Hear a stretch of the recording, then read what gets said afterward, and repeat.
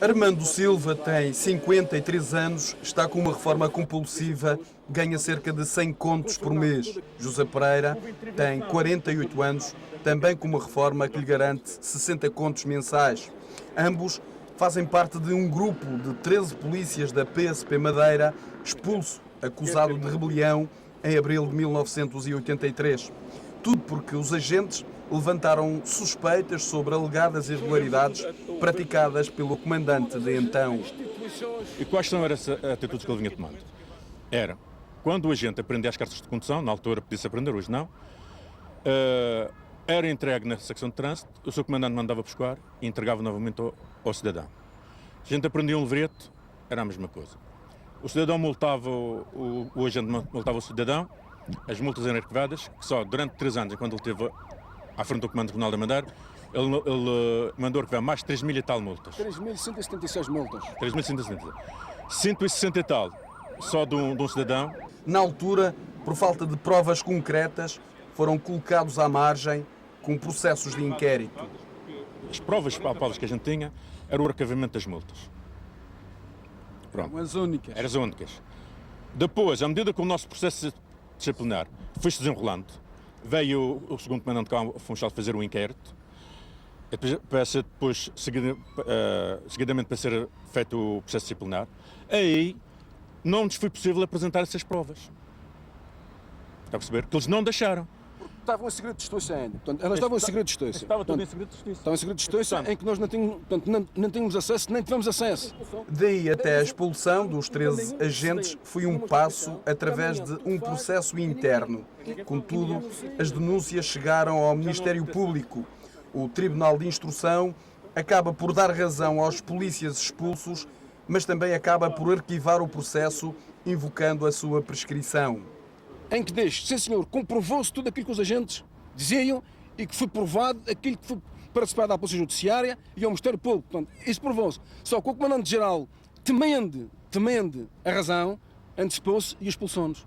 E depois, entretanto, passa o prazo e o Ministério Público, apesar de vos dar a razão, já não podia seguir com o processo. Já não podia seguir com o processo, E depois... tinha prescrito. Só recentemente, o grupo expulso conseguiu as provas que necessitava para reabrir o processo no interior da polícia, já que os estatutos da PSP permitem a reabertura dos processos desde que obtenham novas provas. Desde que haja novas provas, e temos provas documentais, não feitas por nós, mas feitas pelo Tribunal, investigações feitas pela Polícia Judiciária Militar, investigações feitas pela Polícia Judiciária Civil e o próprio Ministério Público, que nos dão a razão no caso do 22 de abril de 1900. Mesmo assim, o Ministro da Administração Interna não considerou válidas estas provas para a reabertura do processo. O que eu gostava de perguntar ao Sr. Ministro da Administração Interna, o que é ser polícia? Gostava que ele me dissesse o que é ser polícia. Ser polícia é aquilo que ele faz aqui no despacho final dele? Ser polícia é aquilo que o seu comandante fazia? Ou ser polícia é aquele que defende o cidadão, que defende o Estado, que defende as finanças do Estado? Ou o que é que se mete na cabeça o que é ser polícia? Eu praticamente não sei.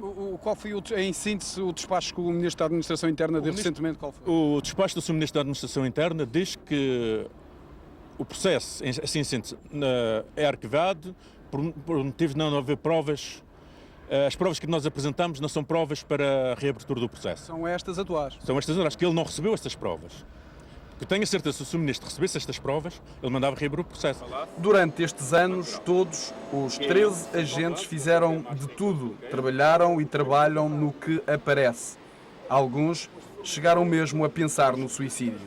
Foram 13 agentes expulsos da PSP, em que esses mesmos 13 agentes representavam famílias no valor de 60, portanto eram 60 pessoas que ficaram praticamente à deriva. Portanto, não havia como sustentá-las. Cortaram-nos o salário, tiraram-nos o trabalho e até houve meus colegas que até chegaram a dizer para e vão-me matar e vão-me suicidar. Agora, os 13 agentes só querem que se reabra o processo e que se faça justiça.